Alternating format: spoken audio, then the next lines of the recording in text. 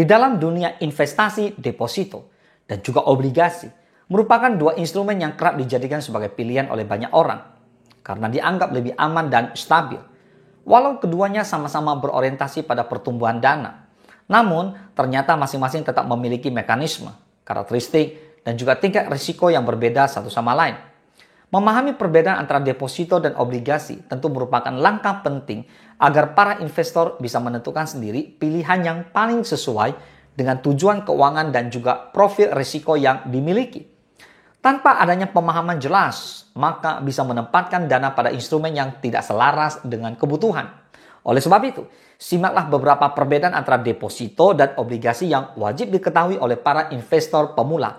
Let's begin!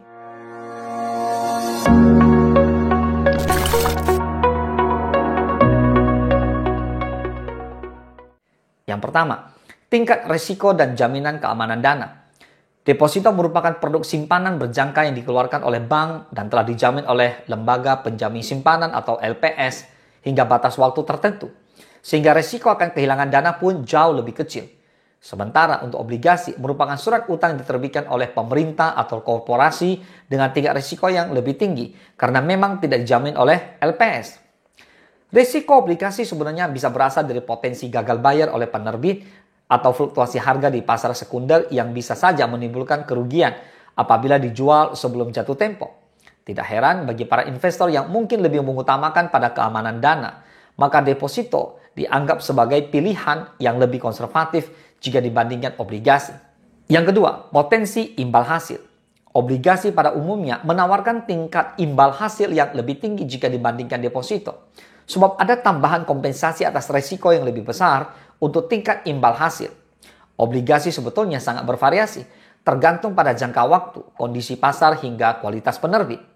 Sebaliknya, deposito memberikan bunga tetap yang telah disepakati sejak awal dan juga tidak akan berubah hingga jatuh tempo.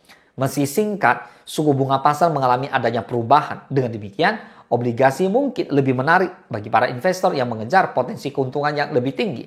Sementara deposito lebih cocok bagi mereka yang ingin memperoleh kepastian hasil. Yang ketiga, fleksibilitas penarikan dana. Dana yang ditempatkan dalam deposito memang tidak bisa ditarik sebelum jatuh tempo, sebab akan dikenai penalti atau denda yang cukup besar. Hal ini tentu berbeda dengan obligasi yang bisa diperjualbelikan di pasar sekunder, sehingga investor memiliki fleksibilitas untuk mencairkan dana lebih awal jika dibutuhkan. Meski kemungkinan harga jual bisa saja berbeda.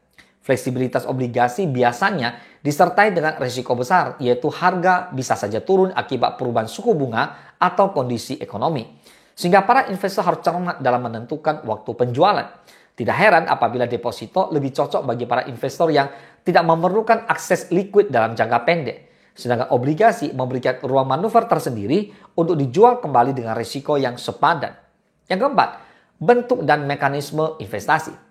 Deposito berbentuk simpanan berjangka yang memang dikelola oleh lembaga perbankan dan proses investasinya bisa sangat sederhana. Sebab hanya memerlukan pembukaan rekening dan penyetoran dana untuk jumlah tertentu.